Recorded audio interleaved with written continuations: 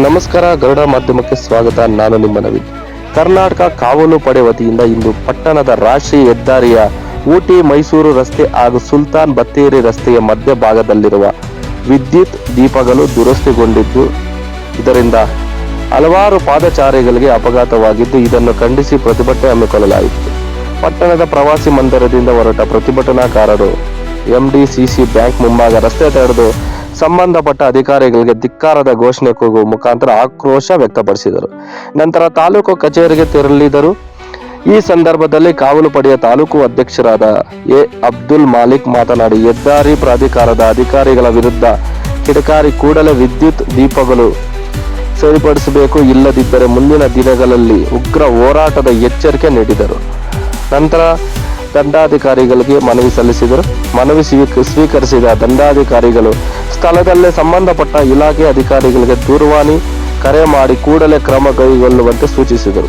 ಇದೇ ವೇಳೆ ತಾಲೂಕು ಗೌರವಾಧ್ಯಕ್ಷರಾದ ರಾಮೇಗೌಡ, ಕಾರ್ಯದರ್ಶಿ ಎಸ್ ಮುಬಾರಕ್, ತಾಲೂಕು ಉಪಾಧ್ಯಕ್ಷರಾದ ಶಿವಕುಮಾರ್, ಟೌನ್ ಉಪಾಧ್ಯಕ್ಷರಾದ ಸಾದಿಕ್ ಪಾಷಾ, ಟೌನ್ ಸಂಚಾಲಕರಾದ ಮಿಮಿಕ್ರಿ ರಾಜು, ಜಹೀರ್ ಹಸೇನ್, ವಾಸು ಆಚಾರ್, ಆಸಿಫ್, ಕರೀಂ, ಮಂಟೀಪುರ ಮಾದಯ್ಯ, ಕಂದೇಗಾಲ ಮಾನಸ್ ಸೇರಿದಂತೆ ಸಾರ್ವಜನಿಕರು ಹಾಜರಿದ್ದರು. ವರದಿ ನವೀನ್ ಗರ್ಡ. ನ್ಯಾಯ ಬೇಕು, ಎಲ್ಲಿಯ ತನಕ ಹೋರಾಟ, ಗೆಲ್ಲುವ ತನಕ ಹೋರಾಟ,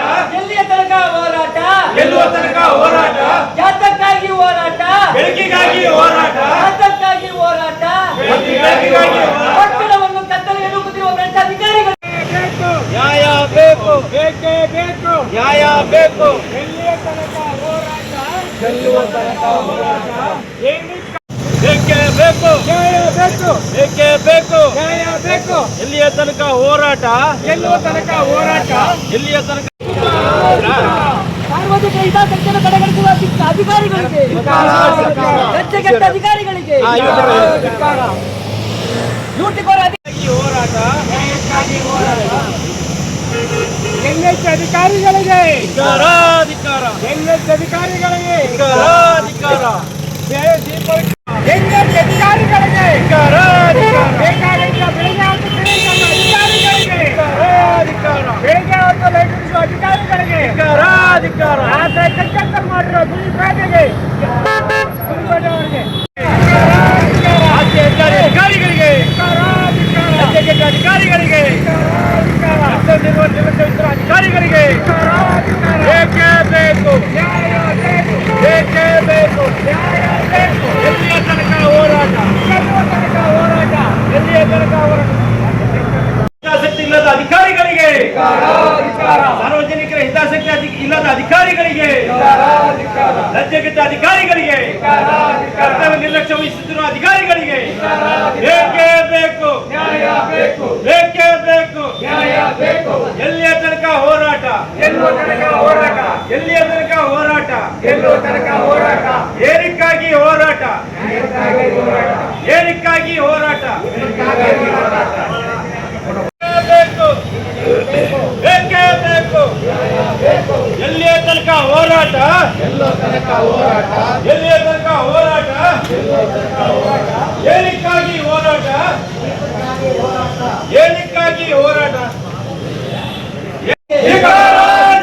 ಸಾರ್ವಜನಿಕರ ಅಹವಾಲನ್ನು ಸ್ವೀಕರಿಸದೆ ನಿರ್ಲಕ್ಷ್ಯ ವಹಿಸುವ ಅಧಿಕಾರಿಗಳಿಗೆ ಬೇಕೇ ಬೇಕು, ನ್ಯಾಯ ಬೇಕು, ಬೇಕೇ ಬೇಕು, ನ್ಯಾಯ ಬೇಕು, ಬೇಕೇ ಬೇಕು, ನ್ಯಾಯ ಬೇಕು, ಎಲ್ಲಿಯ ತನಕ ಹೋರಾಟ, ಗೆಲ್ಲುವ ತನಕ ಹೋರಾಟ, ಎಲ್ಲಿಯ ತನಕ ಹೋರಾಟ, ಗೆಲ್ಲುವ ತನಕ ಹೋರಾಟ, ಯಾತಕ್ಕಾಗಿ ಹೋರಾಟ, ಬೆಳಕಿಗಾಗಿ ಹೋರಾಟ, ಯಾತಕ್ಕಾಗಿ ಹೋರಾಟ, ಬೆಳಕಿಗಾಗಿ ಹೋರಾಟ. ಪಟ್ಟಣವನ್ನು ಕತ್ತಲೆಗೆ ನೂಕುತ್ತಿರುವ ಭ್ರಷ್ಟ ಅಧಿಕಾರಿಗಳಿಗೆ, ಪಟ್ಟಣವನ್ನು ಕತ್ತಲೆಗೆ ನೂಕಿ ನಿರ್ಲಕ್ಷ್ಯ ವಹಿಸುತ್ತಿರುವ ಅಧಿಕಾರಿಗಳಿಗೆ, ಪಟ್ಟಣವನ್ನು ಸಾರ್ವಜನಿಕ ಹಿತಾಸಕ್ತಿಯನ್ನು ಕಡೆಗಣಿಸುವ ಅಧಿಕಾರಿಗಳಿಗೆ, ಸಾರ್ವಜನಿಕ ಹಿತಾಸಕ್ತಿಯನ್ನು ಕಾಪಾಡದ ಅಧಿಕಾರಿಗಳಿಗೆ ಬೇಕೇ ಬೇಕು, ನ್ಯಾಯ ಬೇಕು, ಬೇಕೇ ಬೇಕು, ನ್ಯಾಯ ಬೇಕು, ಬೇಕೇ ಬೇಕು, ನ್ಯಾಯ ಬೇಕು, ಎಲ್ಲಿಯ ತನಕ ಹೋರಾಟ, ಗೆಲ್ಲುವ ತನಕ ಹೋರಾಟ, ಎಲ್ಲಿಯ ತನಕ ಹೋರಾಟ, ಗೆಲ್ಲುವ ತನಕ ಹೋರಾಟ, ಯಾತಕ್ಕಾಗಿ ಹೋರಾಟ, ರಾತ್ರಿ ಬೆಳಕಿಗಾಗಿ ಹೋರಾಟ, ಯಾತಕ್ಕಾಗಿ ಹೋರಾಟ, ರಾತ್ರಿ ಬೆಳಕಿಗಾಗಿ ಹೋರಾಟ. ಮನಸ್ಸುಗಳೇ, ಇವತ್ತು ನೋಡಿ ಸುಮಾರು 15 ದಿನ ಆಗಿದೆ. ಚಿಕ್ಕಪೇಟೆ ಪಟ್ಟಣದ ಮುಖ್ಯ ರಸ್ತೆ ಮೈಸೂರು ಮತ್ತು ಕೇರಳ ಸುಲ್ತಾನ್ಪತ್ತಿ ರಸ್ತೆಯಲ್ಲಿ ಇರ್ತಕ್ಕಂಥ ಸುಮಾರು 87 ಬೀದಿ ದೀಪಗಳು ರಸ್ತೆ ಮಧ್ಯೆ ಇರತಕ್ಕಂಥ ವಿದ್ಯುತ್ ಕಂಬಗಳಲ್ಲಿ ಹಗಲಿನ ಹೊತ್ತು ಲೈಟು ಉರಿಯುತ್ತದೆ, ರಾತ್ರಿ ಆದರೆ ಕತ್ತಲೆ ಆಗುತ್ತದೆ. ಇದು ದ್ವಿಚಕ್ರ ವಾಹನದವರಿಗೆ ಮತ್ತು ವಯೋವೃದ್ಧರಿಗೆ, ಹೆಣ್ಣು ಮಕ್ಕಳಿಗೆ ನಡೆದಾಡಲು ಬಹಳ ತೊಂದರೆ ಆಗ್ತಾ ಇದೆ. ವಿಶೇಷವಾಗಿ ಸುಲ್ತಾನ್ಪತ್ತಿ ರಸ್ತೆಯಲ್ಲಿರ್ತಕ್ಕಂಥ ಸರ್ಕಾರಿ ಸಾರ್ವಜನಿಕ ಆಸ್ಪತ್ರೆ ಮುಂಭಾಗದಂತೂ ತುಂಬ ಕತ್ತಲೆ ಆಗಿದೆ. ಹೇಳಿ ಕೇಳಿ ನಮಗೆ ವನ್ಯಜೀವಿಗಳ ಕಾಟ ಬೇರೆ ಇದೆ. ಇಂಥ ಒಂದು ಸಂದರ್ಭದಲ್ಲಿ ಲೈಟ್ ಇಲ್ದಿರ್ತಕ್ಕಂಥದ್ದು ನಿಜಕ್ಕೂ ದುಃಖಕರವಾದ ಸಂಗತಿಯಾಗಿದೆ.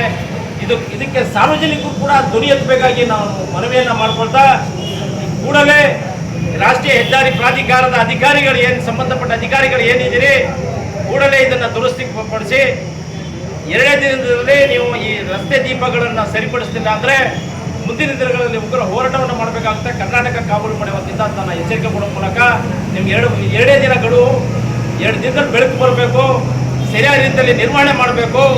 ಕೇಳಿದಾಗ ಉದಾಸೀನವಾಗಿ ನೀವು ಉತ್ತರವನ್ನು ಕೊಡ್ತಾ ಇದ್ದೀರಿ. ಈಗ 4 ದಿನ ಮುಂಚೆನೂ ಕೂಡ ನಾನು ಫೇಸ್ಬುಕ್ನಲ್ಲಿ ವಿಡಿಯೋವನ್ನು ಹಾಕಿದೆ. ಕೇಳಿದಾಗ 2 ದಿವಸದಲ್ಲಾಗುತ್ತೆ ಅಂತ ಹೇಳ್ತಾ ಇದ್ದೀರಿ. ಹೇಳಿ 15 ದಿನ ಆಗಿದೆ, ಆ ಕೆಲಸ ಆಗ್ತಾ ಇಲ್ಲ.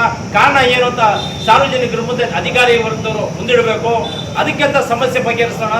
ಇಲ್ಲವಾದಲ್ಲಿ ಉಗ್ರ ಹೋರಾಟವನ್ನು ಮಾಡ್ತೇವೆ. 2 ದಿವಸದಲ್ಲಿ ಬೆಳಕು ಬರಲಿಲ್ಲ ಅಂದರೆ ಜನಗಳು ಕೂಡ ಬೀದಿಗಿಳಿಯುವಂಥ ಪರಿಸ್ಥಿತಿ ನಿರ್ಮಾಣ ಆಗುತ್ತೆ ಅಂತ ಇದನ್ನು ಹೇಳೋ ಮೂಲಕ 2 ದಿನದಲ್ಲಿ ಲೈಟ್ ಬರಲೇಬೇಕು. ಬೇಕೇ ಬೇಕು.